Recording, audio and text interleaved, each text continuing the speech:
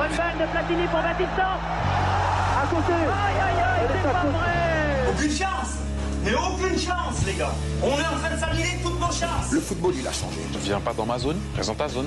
Ici, c'est ma zone. Trappe le Sirigu, sérieusement. Trappe. Sérieux, les gays. Vous avez peur de quoi? Vous avez peur de qui? Ouvrez les yeux, ouvrez les oreilles. C'est juste beau.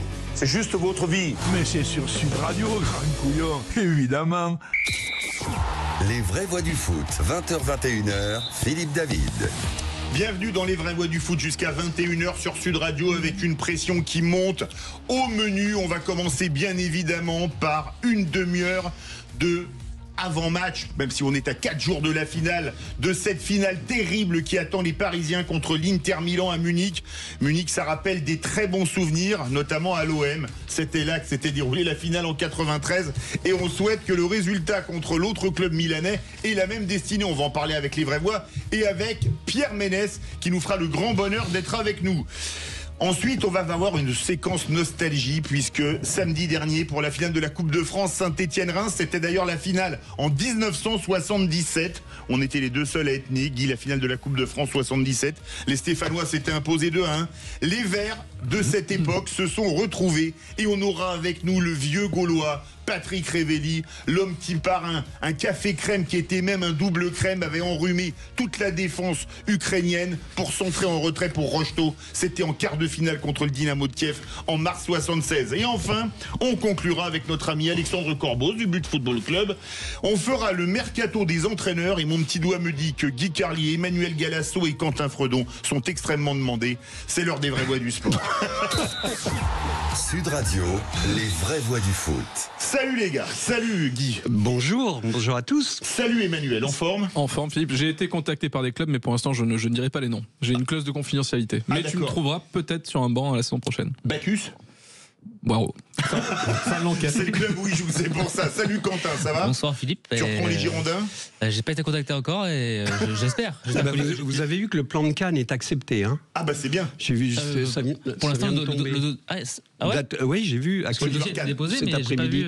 Non, c'est peut-être une fake, hein, mais j'ai vu une breaking news disant qu'il venait d'être accepté. On croise les doigts pour nos amis girondins. Guy, d'habitude, on commence par ton édito, mais aujourd'hui, le changement, c'est maintenant. Voilà, exactement. Samedi prochain, à 21h, va s'écrire donc un nouveau chapitre du grand livre du foot qui accompagne nos vies. Samedi prochain, à 21h, on va trembler d'émotion, tandis que les équipes rentreront sur la pelouse à Munich et que nous entendrons ça.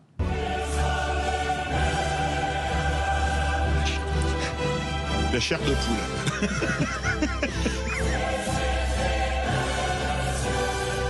Alors, exceptionnellement, je ne ferai pas de chronique au début de cette émission. Je vous ferai la chronique du premier chapitre de ce livre qui a été écrit un soir de mars 76 par la S Saint-Étienne, qui rencontrait en match retour de quart de finale de Coupe d'Europe le Dynamo Kiev à Geoffroy Guichard. Après une défaite 2-0 à l'aller à Simferopol, dans un match où les Verts avaient vraiment touché le fond, faut-il le rappeler. Alors, évidemment, on va parler de cette finale de Ligue des Champions. Ce sera samedi soir. On a un supporter parisien historique avec nous. Salut Laurent. Salut, bonsoir. Salut Laurent. Alors, à 4 jours de la finale, confiant ou pas? Oui, quand même. Mais avec l'Italien, il faut toujours se méfier. Mais moi, de toute façon, je retiens que du plaisir, moi, parce que quand je vois d'où on vient, je me rappelle du match contre City, on aimait 2-0, où là, j'avais presque envie d'éteindre la télé. Je vais être franc avec vous. Je suis grand supporter, mais à 2-0, honnêtement, je ne le voyais pas revenir. Et quand je vois qu'on vient de là, je me dis, j'ai envie qu'on aille au bout, hein, bien sûr. Hein, c'est clair que je serais très très déçu si on ne gagnait pas. Mais c'est déjà une réussite, la saison, elle est plus que réussie, quoi. Le jeu, on a emmené tout le monde, on a emmené même, j'ai envie de vous dire, même les supporters. Les gens qui étaient neutres, ils aiment le PSG, ils aiment cette équipe, donc je pense qu'on a déjà gagné notre pari, on va dire. T'es d'accord, Guy, avec ça? Oui, c'est vrai. Il se dégage de cette équipe une espèce de capital de sympathie. Ah oui, alors que Paris est la ville la plus détestée de France, en général. Oui. L'équipe est devenue sympa. Elle était clivante, elle crispait les gens. Et là, cette année, c'est vraiment... il y a un attachement. C'est comme il y a eu pour Saint-Étienne. On retrouve quelque chose, un frémissement comme ça, qui est très agréable. Ouais, d'accord avec ça. Dans un même temps, il y a un effectif beaucoup plus français, avec des jeunes potentiels français et beaucoup plus frais, qui a été reconstruit après la fameuse... Et beaucoup plus humble. Exactement, oui. C'est ce que j'allais dire. Après la République des stars, et quelque part, à ce moment-là aussi, le PSG a arrêté de parler de Ligue des Champions, a arrêté de dire c'est notre objectif, on fait partie du top 8, tout ça. Donc il n'y a pas de hasard. Quand tu gagnes en humilité et que tu crées un effectif qui avec des profils de joueurs qui attirent la sympathie des gens, et qu'en plus tu te fais le plaisir d'aller en finale, t'amènes les gens avec toi. Il n'y a pas de secret. Alors Laurent, pour toi, on sent que la pression artérielle et le rythme cardiaque augmente là à 4 jours du coup d'envoi, 4 jours moins 52 minutes. Est-ce qu'il y a un favori dans cette finale ? Non. Moi, je dirais que c'est vraiment du 50-50. Il n'y a vraiment pas de favori. Il y en a qui vont dire l'expérience des joueurs de l'Inter qui ont joué une finale il y a 2 ans. Envie de dire aussi peut-être l'insouciance, la jeunesse du PSG. Donc, pour moi, c'est vraiment du 50-50 ou on va dire 51-49 pour une des deux équipes. Mais moi, je dirais plutôt 50-50 pour moi. Il n'y a pas de favori. Qu'est-ce que tu en penses, Guy? 50-50? Oui, je pense que... Parce que parfois, t'as un méga bizarre. favori. Moi, je passe d'enthousiasme et d'optimisme excessif à tout à coup des doutes terribles. Est-ce que Dembélé aura récupéré? On parlait des Verts, de Rocheteau. Souviens-toi qu'il a loupé, il a raté la finale parce qu'il n'était pas rétabli d'une blessure. Et il a joué que 10 minutes. Il a joué que 10 minutes la finale. Et là, il a mis le feu. Et on a regretté. Et on s'est dit, merde, il n'est pas rétabli à temps. Et j'ai peur que Dembélé n'ait pas retrouvé un niveau qu'il avait il y a quelques semaines. Et ça suffit, quand on est à 50-50, à passer à 45, quoi, tu vois. Oui. Et à d'autres moments, j'ai confiance dans leur jeu collectif. Ils ont montré, on va dire, à 70% dans leur match, ce jeu collectif incroyable, mais ils ont montré aussi 30% de trous noirs, de temps faible, très inquiétant. Donc voilà pourquoi c'est en dents de scie, quoi. Emmanuel. Pour répondre à Guy sur Dembélé, il y a l'effet miroir, il y a Lautaro Martinez du côté de l'Inter qui est dans la même situation, qui n'a pas joué le week-end dernier, qui est aussi la superstar de cette équipe de l'Inter. L'Inter était en finale il y a 2 ans, le PSG il y a 5 ans, et c'est vrai que l'Inter, l'effectif n'a pas bougé, donc il y a peut-être l'expérience qui parle plus pour l'Inter de ce côté-là. Moi, je vois le PSG favori. Si ça va pencher d'un côté, je vois le PSG favori. Je développerai après dans mon édito pour quelle raison. Il y a quelque chose qui est favorable au PSG, c'est l'état psychologique de l'Inter qui est pas dans sa meilleure forme, avec les rumeurs de départ de Inzaghi pour Simone Inzaghi, oui, pour l'Arabie Saoudite, avec il y a eu des tensions. Il y a des tensions actuellement au sein du club. Ils n'ont pas gagné le Scudetto. Ils n'ont pas gagné le Scudetto et les supporters semblent lui en vouloir. Ils ont un problème de place qui ont été hors de prix, un peu comme les supporters du PSG d'ailleurs. Mais ils en veulent. Bon, ils ont quand même une culture beaucoup plus forte que la nôtre, et pour eux c'est grave que les supporters historiques n'aient pas de place pour la finale. Pour vous les amis, pour toi Laurent, qu'est-ce qu'il faut craindre le plus dans cette équipe de l'Inter? C'est un Martinez, c'est la défense, c'est de se faire dominer au milieu, c'est quoi? Pour moi, c'est les contres. Quand vous regardez contre le Barça, bien sûr. Nous, on est très forts en contre, en transition. Alors eux, contre le Barça, honnêtement, c'était impressionnant les ressorties de balles. C'est-à-dire que nous, on presse beaucoup. Donc si on se fait transpercer, ça peut être très dangereux parce que ils sont vraiment très redoutables. Moi, je pense que le match, de toute façon, ça va être le PSG qui a le ballon et l'Inter qui va bien défendre et qui va essayer de nous contrer. Moi, je le vois comme ça. Je vois même ça va copier-coller du match contre le Barça, presque, j'ai l'impression. Et ils sont très, très, très, très dangereux en contre-attaque. Après, je vais revenir sur... C'est vrai que Dembélé, je suis d'accord, mais comme on disait, Lautaro Martinez, il n'a pas joué depuis très longtemps. Ah oui, on ne sait pas dans quelles conditions il va jouer. Il y a aussi Pavard chez eux, qui n'a pas joué depuis 1 mois, qui sont des éléments très importants, alors que nous, à part Dembélé, d'ailleurs qui revient, on n'a aucun blessé, on a les gars qui sont en forme, et puis surtout, par rapport à l'année dernière, c'était si Mbappé marquait pas, on était mort. Cette année, il y a des mecs qui marquent. Vous regardez contre l'Arsenal au retour, Dembélé joue 20 minutes, on gagne le match 2-1 avec des buteurs différents. Oui, c'est vrai. Donc, moi, je pense qu'on peut quand même se reposer sur un collectif. C'est vraiment ça la force de l'équipe cette année. Il y en a un qui est pas bon, qui marque pas, et il y a les autres qui vont prendre leurs responsabilités. C'est ce qu'avait dit Luis Enrique l'année dernière. Ils vont prendre les clés du camion. Où tout le monde rigolait. Moi, le premier, je me dis ça sera pas possible. Et force est de constater qu'il avait raison. Donc moi, je crois vraiment en notre force collective. Je suis totalement d'accord avec Laurent. J'ai l'impression que cette équipe du PSG, le danger est dilué, peut venir d'un petit peu partout, et c'est une fois de plus, c'est à mettre au crédit de Luis Enrique qui a su demander à chaque joueur de gagner en polyvalence, de savoir changer de poste en cours de match, de passer d'une tactique à l'autre. Donc ça à mettre au crédit d'Enrique. En effet, de ce côté-là, Paris est plus dangereux, ce qui peut faire basculer cette finale peut-être du côté de l'Inter, c'est pas ce qu'on souhaite, c'est quand même l'expérience, la roublardise. On sait que dans ces matchs-là, même si Paris pour l'instant semble la pression semble glisser sur ses joueurs, bon, t'es quand même, tu restes un homme, tu joues le match peut-être le plus important de ta vie. Il peut y avoir un moment de flottement, et on en a eu un par exemple au retour face à Aston Villa pour le PSG, et peut-être qu'à ce moment-là, l'expérience de l'Inter peut jouer en faveur des Italiens. Il y a quelque chose de paradoxal dans le jeu du PSG, c'est que c'est un jeu de possession. Et finalement, tu t'aperçois qu'il marque énormément de buts en contre. C'est-à-dire, il marque des buts comme le Milan. Et ce qu'il vient de dire sur l'Inter, notre ami Laurent, il a raison. Contre le Barça à l'aller, c'était incroyable. Le Barça dominait, et il y a eu ces contres foudroyants qu'on a vu au PSG lors de cette dernière journée, exactement, alors que le jeu prôné par Luis Enrique, c'est un jeu de possession à la barcelonaise, etc. Il marque, il débloque les situations sur des contres. Ça, c'est vrai. Et tiens, Laurent, on est obligé de... Enfin, je voulais dire une chose aussi, pardon. Il y a aussi souvent les finales, ça joue parfois sur quelque chose, les coups de pied arrêtés. Ça, c'est quand même un point. Qui est le meilleur sur les coups de pied arrêtés, à votre avis, les amis? Indiscutablement, oui. Je pense que malheureusement, c'est ça la différence. Mais pronostic, Laurent, pour samedi soir. Alors, Cécile de Ménibus, elle ne bouge pas depuis la semaine dernière. Elle dit 2-1 pour le PSG. Moi, je signe des deux mains, d'ailleurs. Ouais, je sens bien 2-1 ou un 1-0. Mais je vois un but d'écart pour le PSG. Bon, allez, on va dire 2-1. Ouais. 2-1, c'est bien. Le pronostic 3-1 pour Paris. Guy 2-1, mais c'est pas un pronostic, c'est mon rêve, quoi. Non, mais voilà. C'est pas incompatible. 3-2 pour Paris. Bon, moi, je vois beaucoup de buts. Moi, je sais pas, je vois bien un 2-1 aussi. Et puis après, Paris qui mène, les Italiens attaquent et on met un contre, un petit 3-1. Là, ce serait vraiment... Parce que pour épargner le cœur et la tension artérielle, ce serait bien 90 plus 6. Ouais, c'est ça. Merci beaucoup, Laurent. Et allez, Paris, allez, on se retrouve tout de suite pour continuer à parler de cette épopée, parce que c'est quand même une épopée du Paris Saint-Germain. Et on va retrouver quelqu'un qu'on est extrêmement heureux de retrouver, Pierre Ménès. Restez bien avec nous dans les vraies voix du foot. Retour des vraies voix du foot avec Guy Carlier, Emmanuel Galasso, Quentin Fredon. Et Manu, pour toi, selon toi, le PSG est-il le favori pour cette finale? Et on a dans quelques instants le bonheur d'accueillir Pierre Ménès. Sud Radio, les vraies voix du foot. J'avais dit avant les demi-finales que l'Inter était le pire adversaire pour le Barça, et la suite des événements m'a pas fait changer d'avis. Je prends cette équipe de l'Inter très au sérieux, et je doute pas qu'Enrique aussi prend cette équipe au sérieux.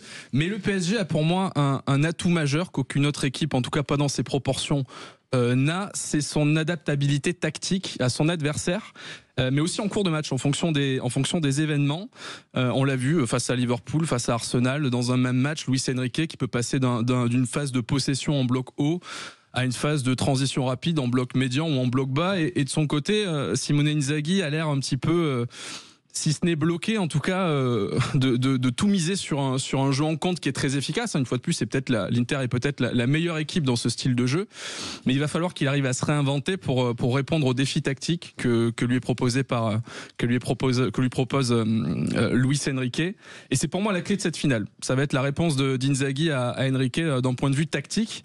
Alors là, je viens de vous donner toutes les raisons rationnelles de croire ou de ne pas croire à cette qualification du PSG. Je pense qu'il y a aussi de l'irrationnel, comme souvent dans le foot. Moi, j'ai l'impression que cette équipe du PSG, depuis le début de la saison, elle est touchée par la grâce, elle est portée par une sorte d'aura. Donnarumma est devenu Thibaut Courtois en l'espace d'une saison.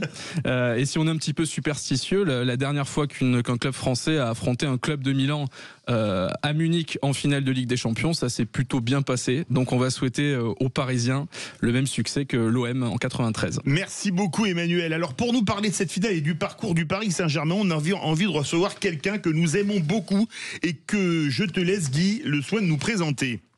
Eh bien, oui, Philippe, c'est vrai. Nous recevons ce soir Pierre Ménès, et c'est vrai qu'on l'aime beaucoup aux vraies voix du foot, même si c'est pas forcément politiquement correct de le dire, parce que Pierre Ménès est clivant, c'est vrai, mais en fait, il entretenait un rôle qui était le sien dans le Canal Football Club, et regardez ce que cette émission est devenue aujourd'hui, et vous verrez à quel point il nous manque à tous.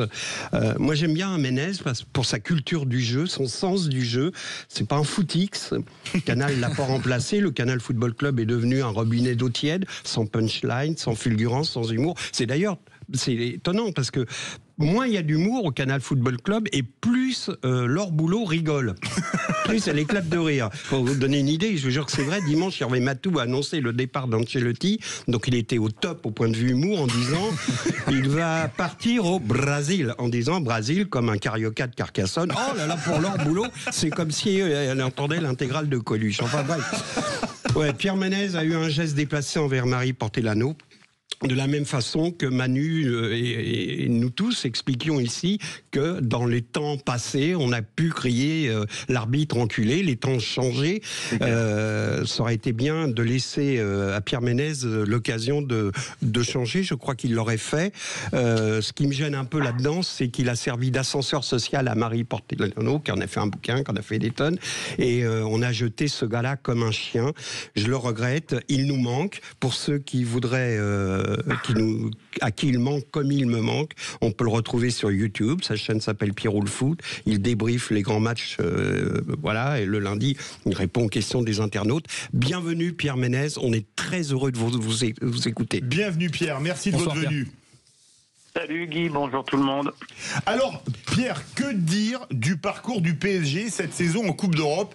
Est-ce qu'on peut le couper en deux? Le début et à partir de la 53e minute contre City, lorsque les Citizens mettent 2-0 et que là, tout bascule. Oui, c'est exactement ça. Hein, le parcours du PSG, il a basculé totalement.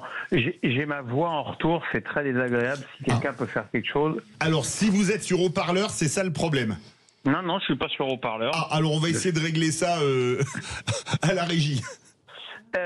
Ouais, non, je vous disais, effectivement, le match a basculé un peu dans l'irrationnel aussi.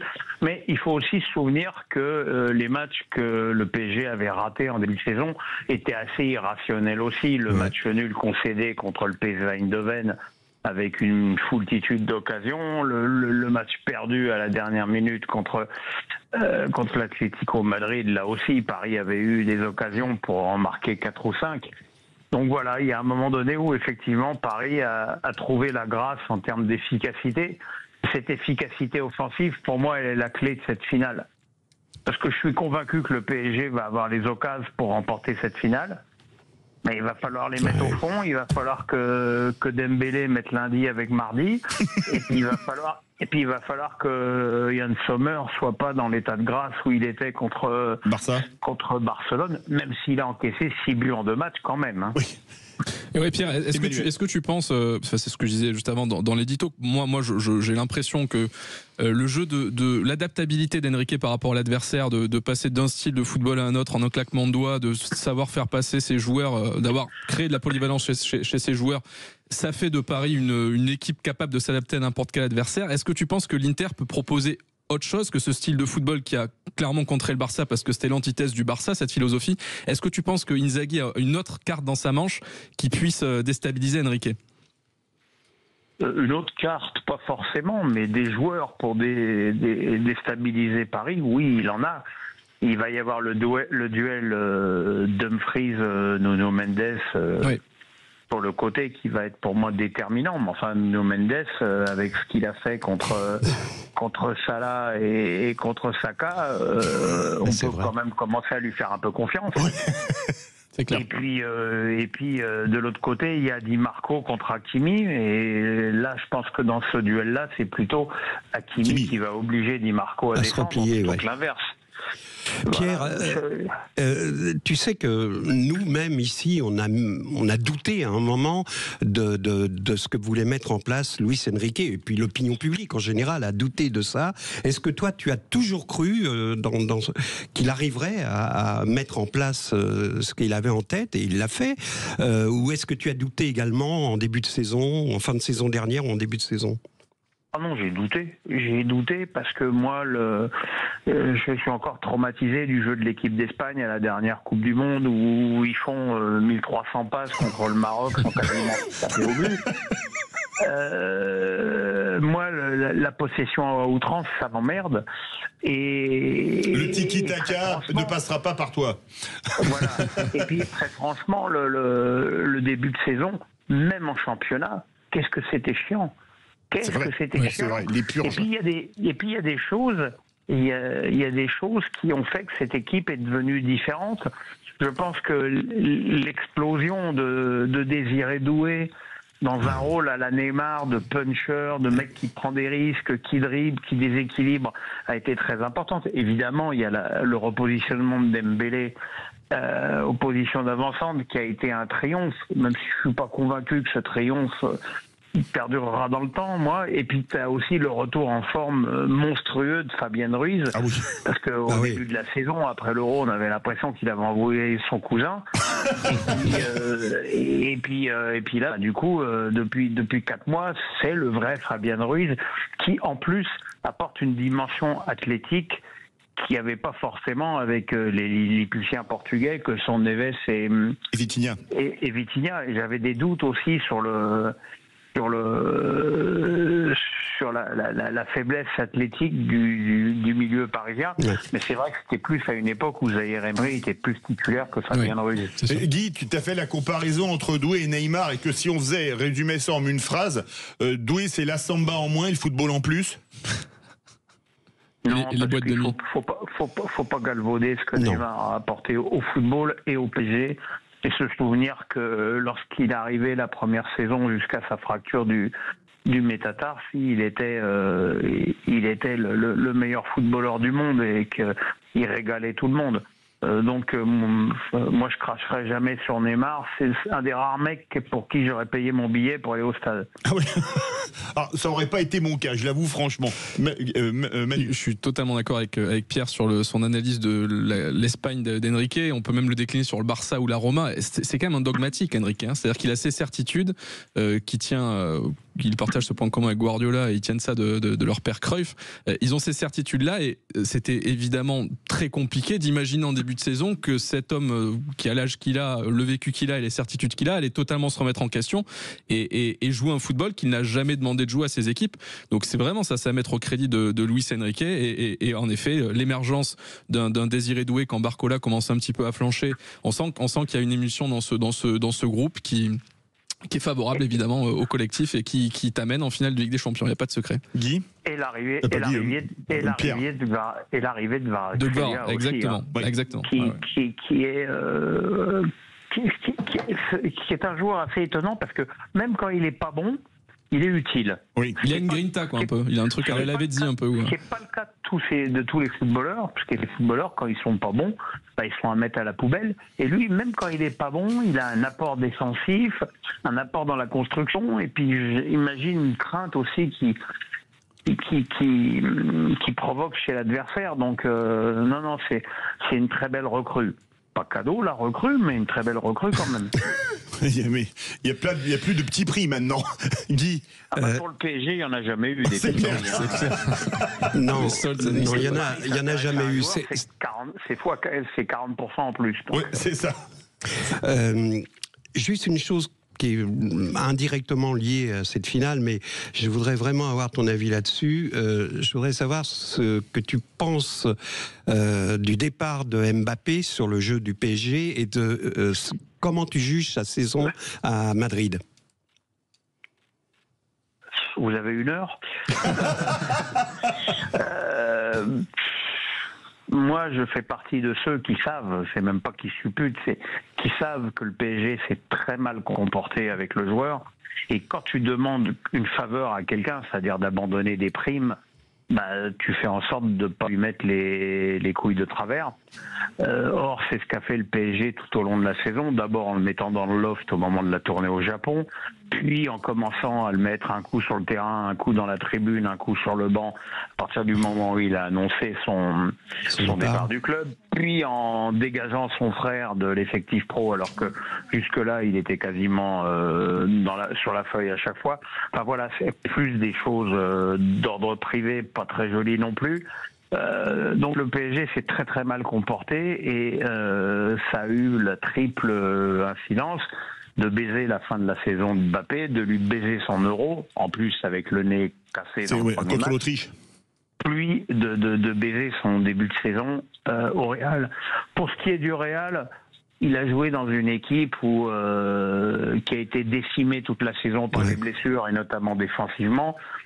avec cette aberration pour moi, c'est que tu as un joueur qui s'appelle Toni Kroos, il prend sa retraite. Est-ce que tu penses que tu vas prendre un joueur pour le remplacer? Penses-tu?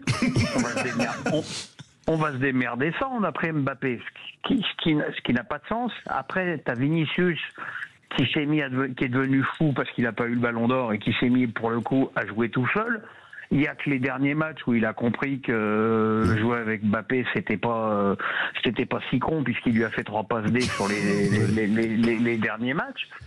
Et Mbappé, il a mis 31 buts, ce qui dans une équipe qui a été autant à la ramasse cette saison est un exploit. Et pas si mal. Non, pas un exploit. C'est déjà pas mal. C'est un but, mais c'est quand même pas mal. C'est quand même pas mal. En tout cas, ce qui est sûr, c'est qu'il ne mérite pas l'acharnement et la haine médiatique qu'il a en France, notamment d'un mec qui a une émission de 18 à 20 heures sur une radio concurrente et que je ne ferai même pas l'honneur de citer, qui après lui avoir fait des lipettes pour l'avoir eu en interview dans son émission, maintenant lui vomit dessus à chaque occasion. Et c'est pas bien parce que Mbappé, ça reste quand même le meilleur joueur français, qu'on l'aime ou qu'on l'aime pas. C'est certain. Ton pronostic, Guy, pour samedi? Non, Pierre. Pourquoi je l'appelle Guy? Pierre. Mon pronostic. Ouais. Alors moi, vous le savez, hein, les gens qui me suivent sur ma chaîne savent à quel point je suis nul en prono. Moi, j'ai dit 1-0 pour l'Inter, mais j'ai dit ça il y a une dizaine de jours, et je suis de plus en plus confiant que le PSG va avoir sa chance. Maintenant, est-ce qu'ils vont la saisir? Effectivement, comme vous le disiez avant de me prendre à l'antenne, il faudra aussi qu'ils soient vigilants sur les coups de pied arrêtés, mais c'était déjà le cas contre Liverpool et contre Arsenal. Ouais. Et ils ont été plus concentrés que contre Le Havre ou contre Angers, ce qui est assez paradoxal.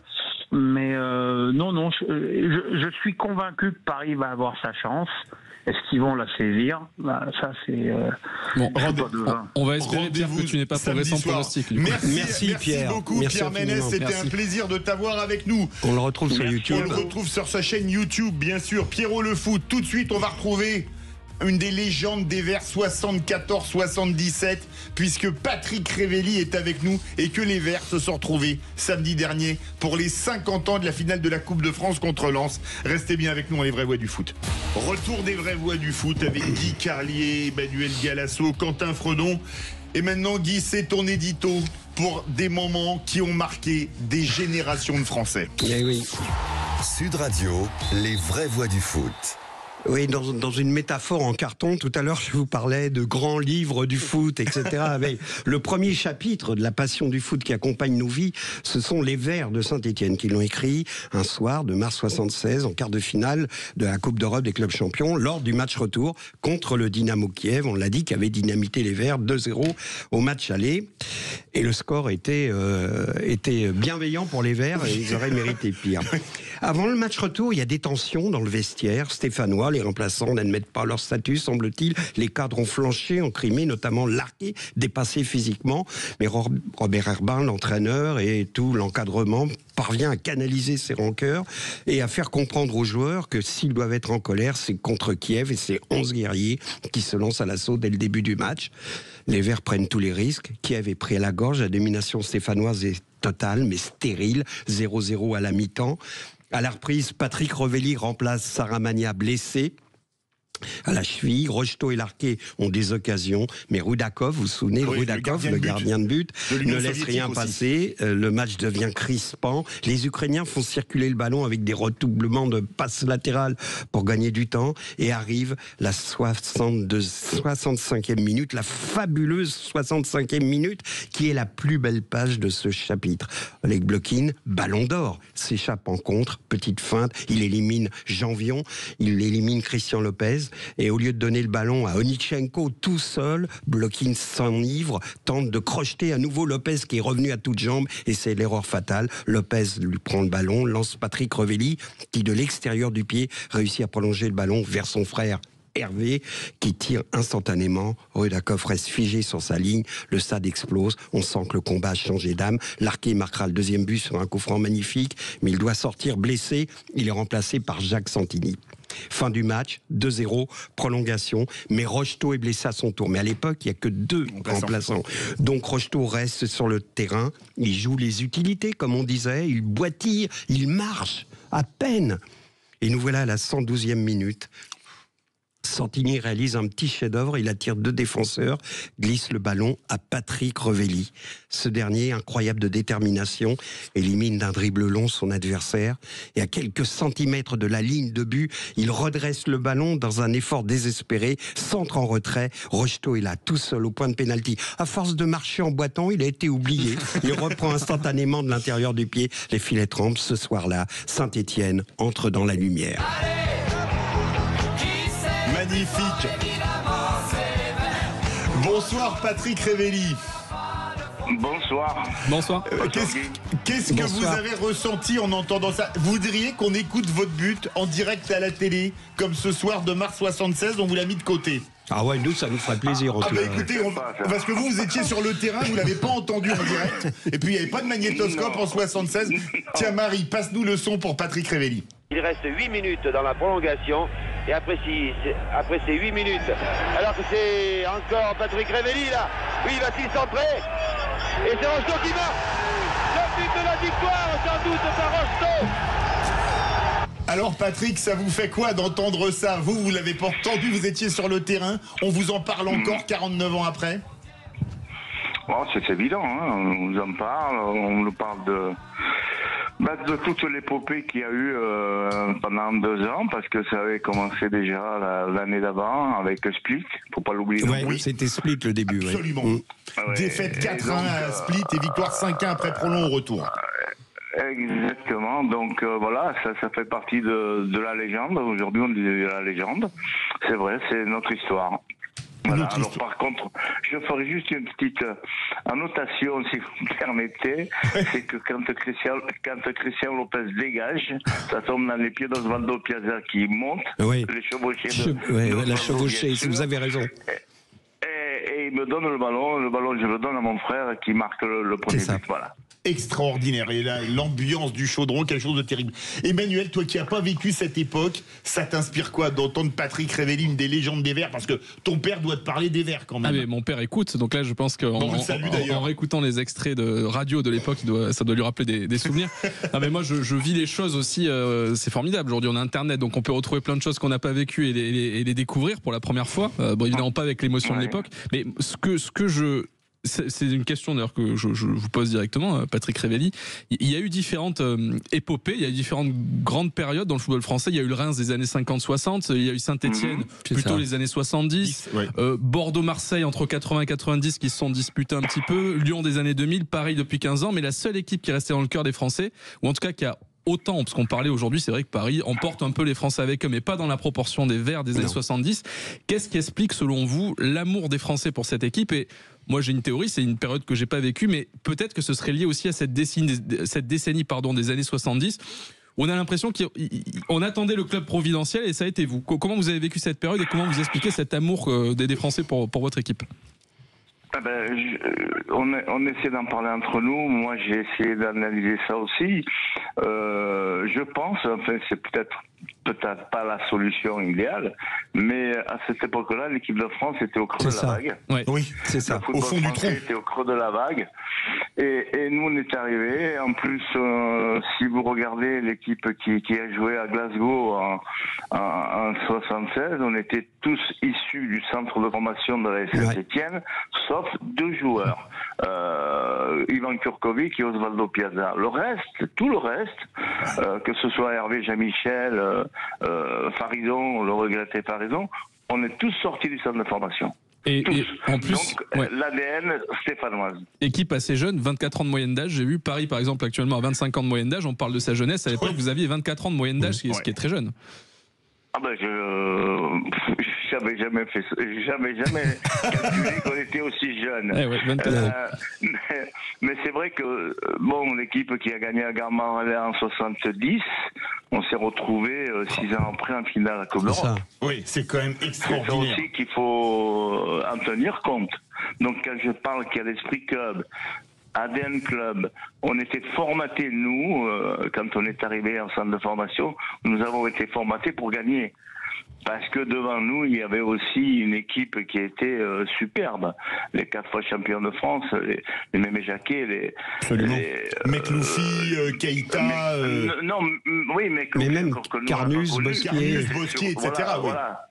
Tout ça on fait qu'on s'entraînait avec eux, donc ils étaient tous internationaux, hein, donc c'est plus facile, pas plus facile, mais disons qu'on avait tous les ingrédients pour que nous, par la suite, on puisse arriver en haut du sommet du football européen.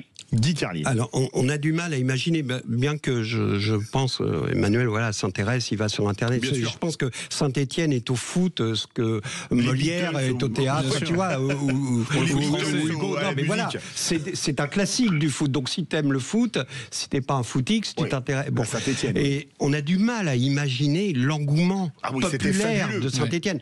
Quand ils ont été battus à Glasgow, ensuite vous avez descendu les Champs-Élysées en R5, tu te souviens? Et c'était incroyable. Reçu à l'Élysée. Et c'était comme si ils avaient gagné. Enfin, mais tout le monde, toute la France était verte. On a du mal à imaginer le degré de popularité de ces gars-là. Et 2 ans après, quand le Bastia a fait son épopée jusqu'à Eindhoven, j'ai l'impression que c'est aussi un peu porté par... Il y a un deuxième amour qui se crée après celui des Verts. Mais Patrick Revelli a raison. Il y avait un désert.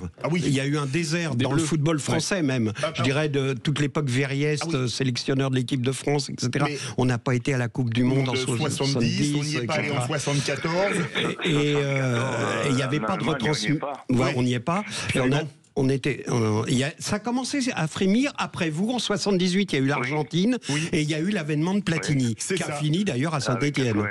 Est-ce que quelque part, je voudrais rebondir sur ce que disait Guy, que je trouve flagrant.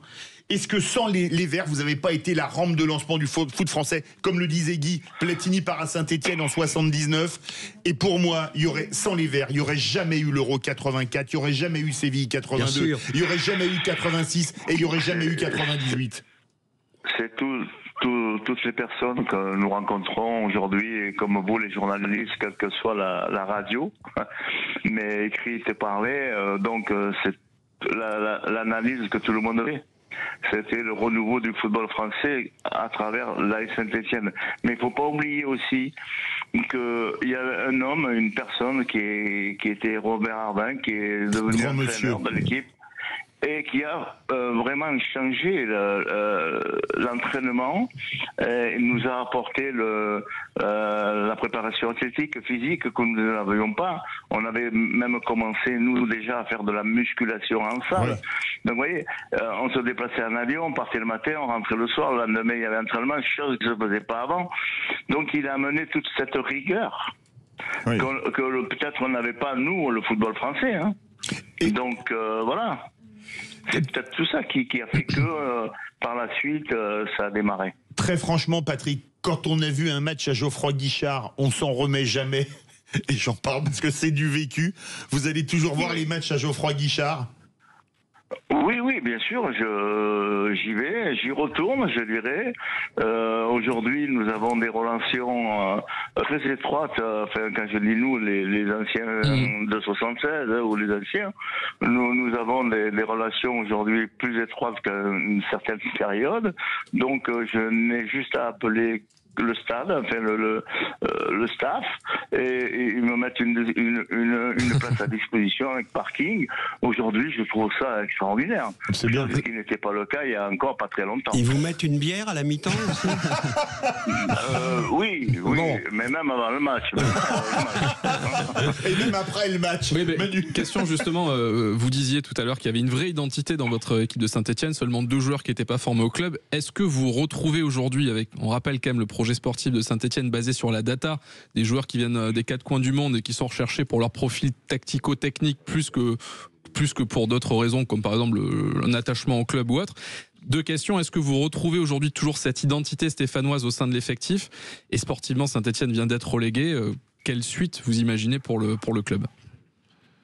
Déjà, au niveau de la relégation, tout le monde est déçu. Hein, je veux dire que même si on se doutait un petit peu depuis quelque temps que ça allait être très compliqué, on savait que une descente c'est jamais bon pour un club, c'est jamais bon. Ça c'est clair pour tous les clubs. Hein.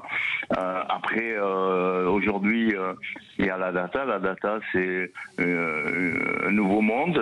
C'est le football qui existe aujourd'hui, mais c'est pas le football d'hier. Donc voilà. Alors chacun après voit midi à sa porte. Hein. C'est les résultats qui vous diront si c'est bien ou c'est pas bien. Patrick, est-ce qu'après on peut comparer ou pas? Oui. Voilà. Je voudrais vous poser une question, Patrick. Vous avez joué contre de nombreux ballons d'or. Vous avez joué contre Beckenbauer, contre Müller, contre Keegan, contre Blokhin. Quel est celui qui vous a le plus impressionné? Ça, c'était mes idoles d'enfance. Alors, dites-nous, qui vous a le plus impressionné dans tout cela? Peut-être Cruyff, mais vous n'avez pas joué en Coupe d'Europe. Mais pour moi, c'est Kaiser. Bon, parce que il dégageait une assurance, il dégageait une classe, c'était vraiment un grand monsieur. Non, mais c'était... En plus, c'était un défenseur et il taclait jamais, mais il avait toujours le ballon. Donc... Il jouait dans un fauteuil. Hein. Non, mais c'est vrai, on avait l'impression qu'il jouait dans un trône. Il était sur un trône. Après, quand vous êtes ballon d'or, c'est que vous avez des qualités exceptionnelles. Incroyable. Donc, et surtout que Beckenbauer en a gagné 2 en étant défenseur, hein, ce qui est rarissime. Hein. C'est le seul défenseur qui a gagné 2 ballons d'or. Exactement, en général. L'autre défenseur, c'est Cannavaro. Oui. Mais c'était pas un tendre, lui. Non, c'était pas la classe de Beckenbauer. C'est sûr que Cannavaro, Nesta en défense, c'était pas des poètes. Ça, c'est clair. Non, c'est pas des poètes. Mais Patrick, vous avez connu la défense de Nîmes Olympique avec Kabil, tout ça. C'est pas des tendres. Oui, j'ai connu la défense de Nîmes, comme Bastia, comme Marseille à Marseille. Vous savez, il y a des équipes qui étaient un peu dures, on va dire. Oui. Mais bon, ça fait partie du jeu. Hein. Bien sûr. C'est comme ça, il faut l'accepter. Mais c'est drôle quand on met le rétro. Le mot c'est pas entendre, il revient beaucoup quand on met le rétro sur cette époque. Merci. Ouais, mais bon. Merci beaucoup, Patrick Révelli. Patrick Et je tiens à signaler. Oui. Je voudrais juste, avant de finir, effectivement, on se retrouve une fois déjà par an pour la compétition de Christian Lopez. On se retrouve aussi, on s'était retrouvé aussi il n'y a pas longtemps pour les 40 ans, on va le faire peut-être pour les 50 ans. Mais chaque fois que l'on se retrouve, c'est toujours pour une association. Alors, il y a 10 ans, c'était pour Ancêtre Génétique, avec un bon chèque à la main. Et là, aujourd'hui, c'est pour l'association de la petite fille de Christian Saramagna. Donc, voilà. Et Christian Lopez aussi, bien sûr, fait pour la recherche pour le cancer. Voilà. Eh bien, je tenais à le dire parce que quand on fait quelque chose, on le fait toujours pour une association. Bien, bien de le dire. Bravo, et je tiens à faire un coup de pub à notre ami Patrick Coquelin, grâce à qui on a été en contact avec vous et qui est un super site pour voir les Verts de l'époque, la légende des Verts, et on peut finir qu'en musique. Hein. Qui c'est les plus forts, évidemment, c'est les Verts. On a un football et on n'a pas de frontières. Main dans la main, on va plus loin. Ah, ça fait du bien. Merci beaucoup, Quel ce Philippe. Merci beaucoup, Patrick Révelli. C'était un bonheur et un honneur. Et tout de suite, on va retrouver Alexandre Corboz, mais dans quelques instants, pour parler du mercato des entraîneurs. Restez bien avec nous, les vraies voix du foot. Retour des vraies voix du foot, après Patrick Révelli, après Pierre Ménès, on a passé des beaux moments. On retrouve notre ami du But Football Club, Alexandre Corboz. Les vraies voix Sud Radio. Salut Alexandre. Le plus fort c'est Corboz, évidemment. Tu le présentes comme si c'était l'invité plombant. On s'est régalé tout de suite, Alexandre Corboz. Allez. Salut Alexandre, tu vas bien? Oui, vous allez bien? Quand on t'entend, toujours bien. Alors, un des gros dossiers du But Football Club, parce qu'il y en a plein en ce moment, c'est le mercato des entraîneurs, et ça commence déjà à bouger. Oui, alors c'est un petit peu moins marqué que l'an dernier, parce que l'an dernier on avait quasiment la moitié des coachs qui changeaient. Là, cette année, c'est un peu plus calme, mais il y a quand même 2 bancs qui sont libres depuis quelques temps. Ces 2 bancs, donc c'est celui du FC Nantes, libéré suite à la fin de saison avec le maintien. Antoine Comboiré était limogé. Et Lens, avec le départ de Will Steele à Southampton. Alors, il voulait prendre du recul pour se rapprocher de sa compagne, qui est malade en Angleterre. Donc, il est parti. Du coup, il est parti à Southampton. Et donc, Lens cherche un entraîneur. Ils ont pas mal de possibilités. Et ils devraient décider dans la semaine qui vient, normalement, qui ça peut être, avec quand même une chance, on va dire, très correcte que ce soit Pierre Sage, l'ancien coach de l'OL. Absolument. Pierre Sage, qui est plus sensible au projet lensois qu'au projet nantais, qui est, voilà, qui est plus bancal avec beaucoup de joueurs. Il est peut-être pas Kita compatible, Pierre Sage. Mais ce serait une bonne pioche pour Lens. Hein. Oui, bien sûr. Ce serait une très bonne pioche, oui. Est-ce que tu as d'autres infos sur le mercato? À Nantes, il n'y a pas d'infos pour le moment pour remplacer Camboire? Alors si, Nantes, il y a eu pas mal de possibilités, c'est un peu les mêmes noms. On entend aussi... Donc ils ont essayé à nouveau Sergio Conceição, c'est un peu le sketch, chaque fois ils essayent, chaque fois ils se prennent avant.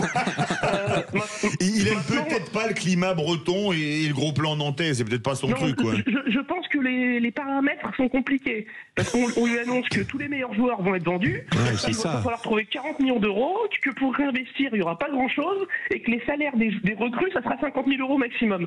Alors c'est très compliqué quand un club a fini juste pour le maintien, de devoir se renforcer intelligemment, quand on n'a pas de directeur sportif, quand on n'a pas vraiment de projet et qu'on vivote. Donc beaucoup d'entraîneurs ont peur, y compris Ahmed Kantari qui était l'adjoint d'Antoine Comboiré. Ils vont finir avec Domenech, tu crois? Il y a déjà été. Hein. Oui, je sais, c'est pour ça qu'il dit ça. C'est pour ça.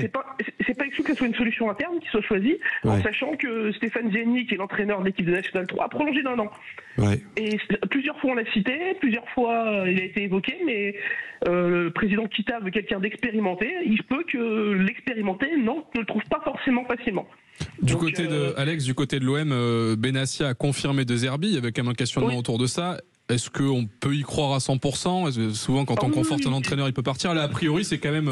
On part dans la continuité avec De Zerbi et sur un mercato De Zerbi compatible. Quand tu dis l'entraîneur n'est pas en danger ou ce joueur n'est pas transférable, ça veut dire que le billet d'avion est déjà pris. Le billet d'avion est pris et que le montant du chèque, il n'y a plus que ça qu'on attend. Exactement. Et là, a priori, c'est bien parti pour continuer avec De Zerbi. Là, il est allé...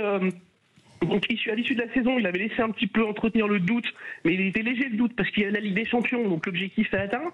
Et après, il est parti 2 jours aux États-Unis pour voir Franck Marcourt. Et à l'issue de cette réunion, l'OM a communiqué en envoyant un mail à tous ses supporters dans leur programme bleu et blanc. Et donc, ils ont conforté De Zerbi suite à ça. Donc, a priori, oui, De Zerbi ne partira pas. Lui, de toute façon, les bancs italiens qui peuvent l'intéresser ne sont pas disponibles. Donc... A priori, et puis surtout, il y a 1 an, il a choisi Marseille par rapport à des clubs plus huppés. C'est pas pour partir aujourd'hui, en sachant que Ligue des Champions, bien sûr. Voilà. Et le projet a été conforté. Il est beaucoup plus intéressant aujourd'hui avec la Ligue des Champions, avec un Benassia qui recherche quelque chose et une chasse à la taupe interne. En fait, tout se passe dans le bon sens pour Marseille. Donc, il n'y aura pas de mouvement au niveau des coachs. Et dans les grands clubs, les postes sont figés pour l'instant. Donc, le début de mercato des coachs, cette année, il est très calme. Et je pense pas qu'il y aura beaucoup de surprises. Quentin, tu as une question, je crois. Et justement, le mercato risque d'être très calme. Est-ce que le fait qu'il y ait un très grand flou au niveau des droits TV et de la redistribution des fonds, est-ce que ça peut influencer justement ce mercato très calme? Déjà pour les entraîneurs, c'est sûr, parce que limoger un entraîneur, ça coûte cher. Oui. Ils étaient sous contrat.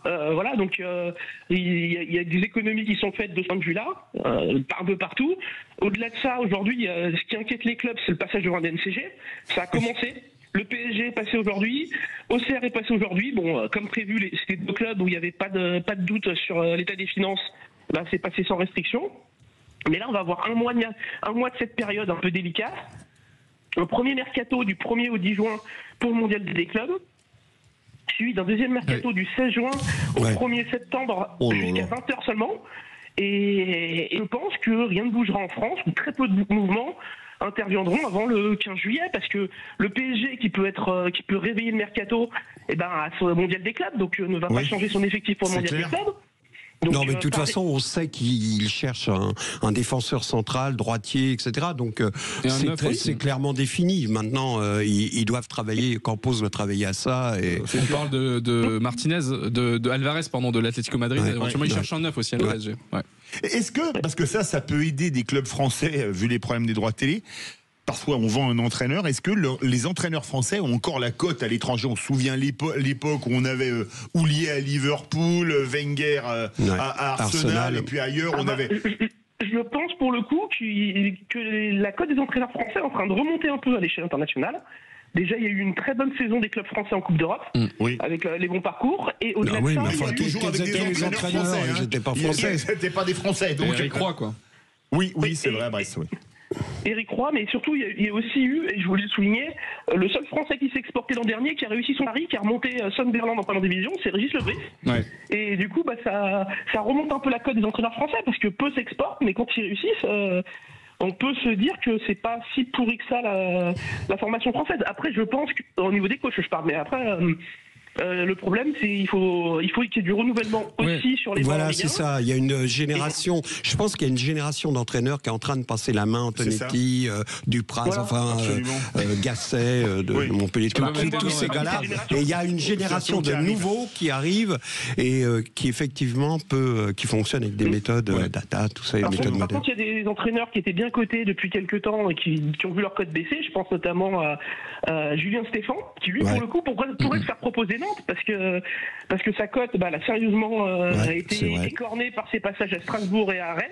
Et aujourd'hui, il n'intéresse plus grand monde, alors que c'était un coach qui était assez hype il y a encore quelques mois. C'est vrai. Surtout qu'on voit Strasbourg par contraste ce qu'ils sont devenus avec avec Rosenior. Voilà. Oui, on a beaucoup d'entraîneurs étrangers aujourd'hui. Oui, pour boucler sur les entraîneurs, les grands clubs, ça va très vite. Xabi Alonso est déjà au Real. Eric Ten Hag, on l'annonce pour remplacer Xabi Alonso. On parle de Conte de retour à la Juve, Allegri. Tout va très très vite dans les grands clubs. Donc c'est vrai que le marché des grands clubs pour les entraîneurs est réglé bien avant l'ouverture du marché officiel. Mais il y a un truc intéressant pour répondre à Quentin, à sa question sur les droits télé et en quoi ça peut impacter. On le constate de plus en plus de mercato en mercato, et je pense que ça va être un des phénomènes de ce mercato-là, c'est avec des contrats de plus en plus courts signés par les joueurs. Finalement, les clubs signent des joueurs en fin de contrat, mettent une belle prime à la signature, et le rapport de force est en train de changer entre clubs et joueurs, où maintenant les joueurs ont le pouvoir en disant soit tu me signes 2 ans, soit je signe pas, quitte à avoir un salaire moindre, mais à prendre plus en prime en arrivant. Donc c'est intéressant de voir ce rapport de force qui est en train de changer, et plus ça va aller, plus les clubs qui ont de moins en moins d'argent dû à la baisse des droits télé vont devoir prendre des joueurs en fin de contrat.